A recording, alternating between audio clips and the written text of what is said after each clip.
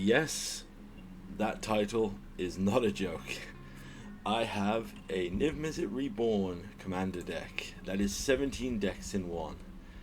How so? Well, here are my 4 Niv Mizzet Reborn commanders. As you can see, I am the Niv Mizzet connoisseur.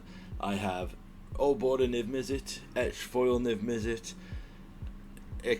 Alternate Art Niv Mizzet, and foil pre-release promo still sealed in original packaging from War of the Spark Niv Mizzet, which is, yeah.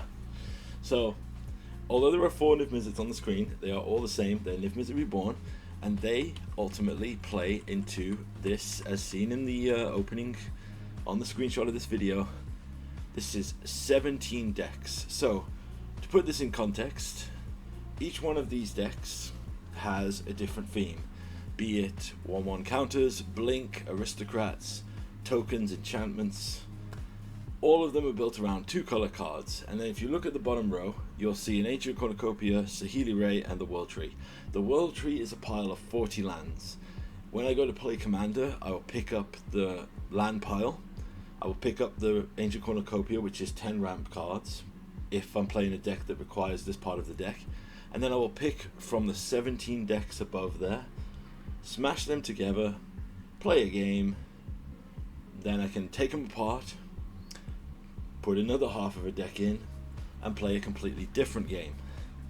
Now, yes, I am playing the same commander constantly, but one of the things I particularly like about this build is obviously that Niv Mizzet is not a tutor. He has card advantage, but also it's not guaranteed what you're going to get. You could flip a Niv and find your brand new card you bought from Edge of Eternities, or you could find that card from Ether Drift that you never got to play.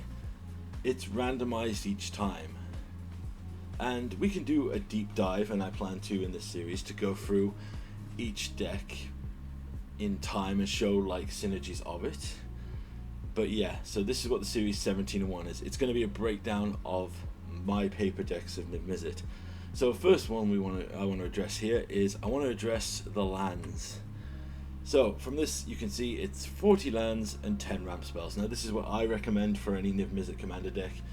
As I'm saying, you don't have to build the exact modular thing that I've built here, but if you're looking for it, I definitely say, because the decks are very color intensive, you need a ton of lands and a ton of ramp. So literally half the deck is lands and ramp. But yeah, so as you can see, 40 lands and 10 ramp spells. Let's dive into a full breakdown of these lands now. So we start with 5 basics, 1 of each color, nice and easy. These are for ramp targets or any effect that makes us find a basic, like a sword, a Path to Exile stuff. Slightly controversial decision.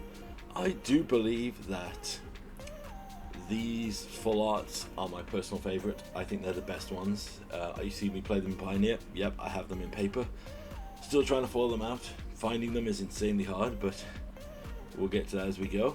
Next we go into the backbone of this deck, which is the 10 fetch lands. I do have 1 of every fetch land. As a guy who used to play huge amounts of Modern, I had playsets of certain ones. When I changed to this strategy, I focused on trading them and getting the full set here. So as you can see, yep, 10 copies of Pay 1 Life, get anything. And what do we get with those? Well, we have 8 of the shock lands. I still need to find 2, but I'm not desperate to do it. I'm literally just doing it as I see when I trade or when I open, because this deck functions well enough without it. But yep, we have everything but the Golgari and the Azorius land. In addition to that though, if we want to fill out a few more things, we have 6 Triomes. Now this isn't the optimal ones that I say everyone should play, but what I like about this is the 6 I have here. As you can see, if you crack any fetch land in my deck, you will be able to get any color of mana with this particular cover of spread of lands. Now, with that in mind, we do have one more option, which is we do have some Surveil lands, which I forgot to photo. We got 3 of them. Then we have 4 check lands. These are place fillers. Like I said, you can play anything you want in this deck, but this is what I run. 4 of these check lands, and finally 4 gold lands. Now I'm running Mana Confluence, Exotic Orchard, command tower, and the world tree. Now, the world tree, yes, I know it only taps for green, but it's basically a chromatic lantern when you get to 6 mana, and we do that pretty reliably with this deck. So that's the land side of it covered. Now we have a set 10 ramp spells in this deck that we use for most of them. There are exemptions we'll discuss when they get to them, but here's the first 5 of the spells. We have Sakura Tribe Elder, Kodama's Reach, Farseek, Search for Tomorrow, and Explore the Underdark.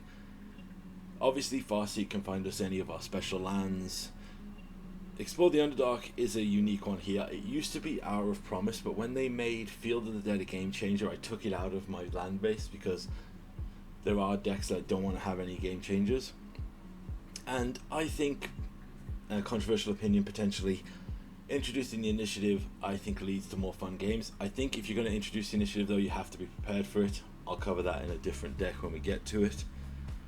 Then we have the other half of our deck. We have Dig Up, Nature's Law, Rampant Growth, Obsidian Obelisk, and Ancient Cornucopia.